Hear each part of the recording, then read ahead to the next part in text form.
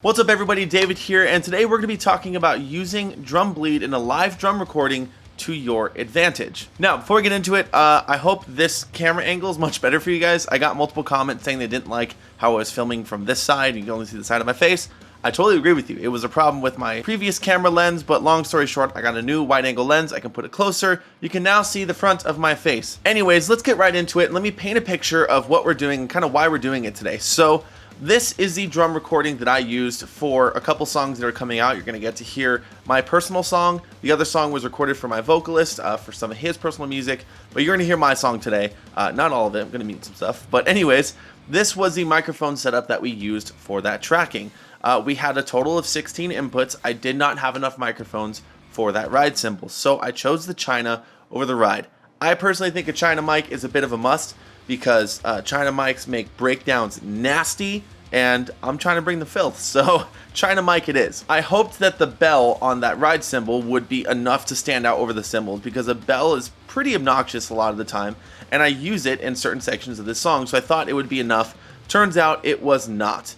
In the recording, the bell kind of gets drowned out inside of the overhead. So let's jump into the DAW. We're going to talk about how I fixed that using the China microphone. All right, so this is the session that we are working in today. The song's pretty much completely mixed, but we're going to listen to the section that has the bell in it just through the overheads and kind of listen how the bell gets a little bit lost in there.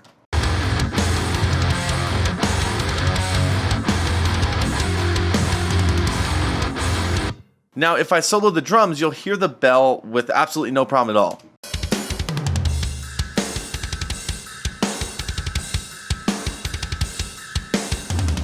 But the problem is where it tries to cut through the mix, and it just kind of doesn't happen at all.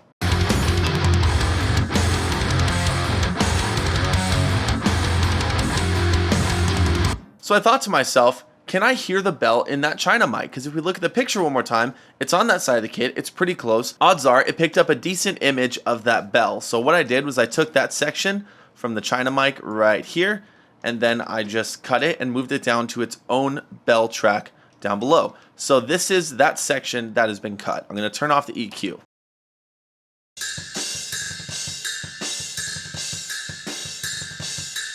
Turns out, yes, that microphone did pick up the bell. So I just threw an EQ on it. This is the Focusrite channel strip.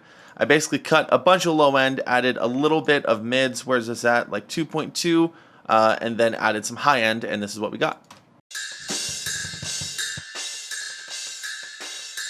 I just wanted the high end information on that. So then I threw that in the mix and tried it out. So this is what we got.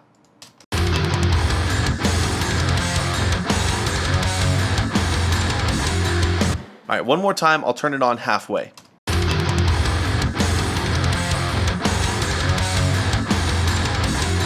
So we did get more of the bell, but something I did not like was that we also got more of the crash as well. Now I know I'm being picky, but it kind of makes it uneven as far as crashes go in that section. I was not a fan of how the crash is kind of blending in with the rest of the kit.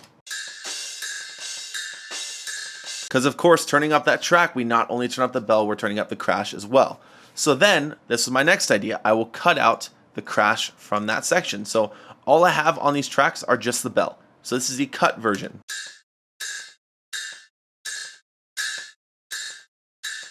So that is just the bells only. All the crashes have been cut out. You still get some crash bleed in there, but that's okay. My thought process here was I'll just use the transient of the bell just so it pokes out of the mix a little bit more. I was thinking that the overheads would take care of the sustain of the bell, and then this track would take care of the actual transient of the bell, making sure it pops out and pokes out of the mix. So this is what it sounds like inside of the mix.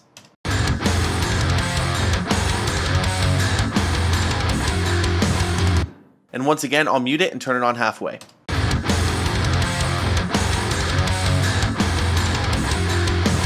So that was pretty much exactly what I wanted, but I had a small problem with it being that I could kind of hear where this clip stopped, and then the sustain stopped with it. I was hoping the overheads would be enough to carry the sustain, and this would just be the transient like I mentioned before, but I don't think that's the case. I think it is important for that bell to have that long sustain afterwards. So my next idea was to throw a reverb on that track so that I have the transient from the clip here, and I'm getting the sustain of the bell from the reverb, almost as if I'm miking the bell without anything else playing with no bleed at all. So this is the actual track I mixed into the song. This is the final version of this that I did, and I have a couple plugins afterwards. So we're going to solo it, and this is what it sounds like without the extra plugins.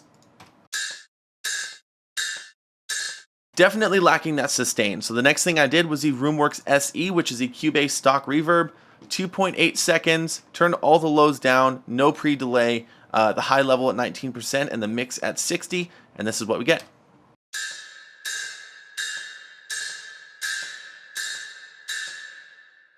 Turn it off and turn it on halfway through.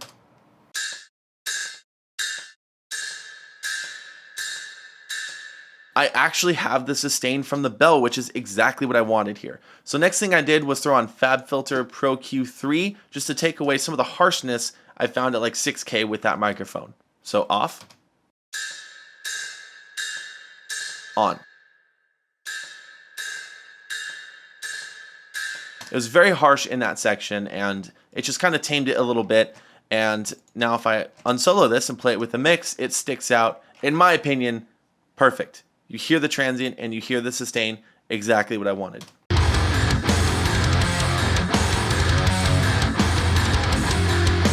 Now, what I'm going to do here is I have some automation that I put in the final mix. I'm going to turn that back on, and we're going to listen to these 3 stages on how I improved this bell in this section. So first, just the overhead tracks.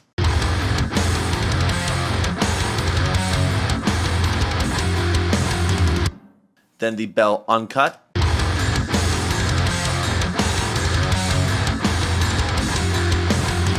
Then the bell cut, no reverb.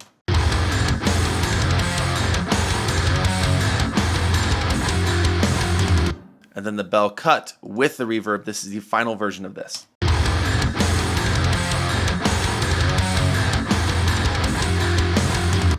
That is exactly what I wanted. I wanted the bell to be prominent. I wanted that sustain. I didn't want to miss out on that. And I got that using the China microphone because the China just wasn't playing in that section. And it worked perfectly. This was something I just had the idea of while I was mixing this because I really wasn't satisfied because I love that bell part so much and I just couldn't hear it. So I tried this and it worked flawlessly. And then earlier in the song, the bell comes in for a certain fill and I automated it up to make it really, really prominent.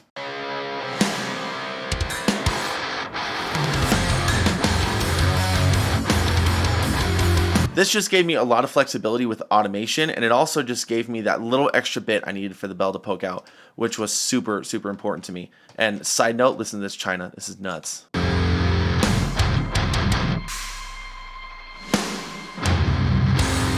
See, China mics just make everything nasty. They are essential. But anyways, that is the video for today. So the point of this just being is that you have to remember when drum recording, people look at bleed as something that is the worst thing on the planet, get rid of it all the times.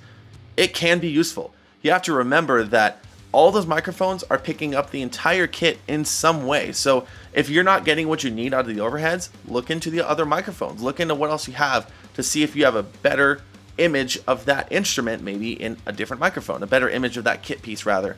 But you have a lot of options with bleed, and this is a cool way to use it in your advantage. And from now on, I'm going to try my best to get a ride microphone in the mix when I can. But if I can't, I think this is a good alternative if I can use the China mic to pick up the ride and throw some reverb on it, get the sustain, call it a day. So point being, don't forget about the drum bleed. It can be incredibly useful, and it can kind of save your ass in a position like this where a part that I really, really liked and I was really proud of kind of wasn't sticking out in the mix as much as I wanted. I felt like it was getting lost, and that's one of my favorite drum parts of the song because I think I nailed it, just side note. But I used this in kind of a pinch to make sure that that part was heard because I think it's a really cool part in the song and I really enjoyed it. So moral of the story, don't forget about the bleed. A lot of the time, it sucks, but sometimes it can be pretty dope. So this song will be out soon. Keep an eye out for it if you are interested. Make sure to subscribe to my channel. You guys are going to get these drum tracks and these multi-tracks when the song comes out. It is nuts.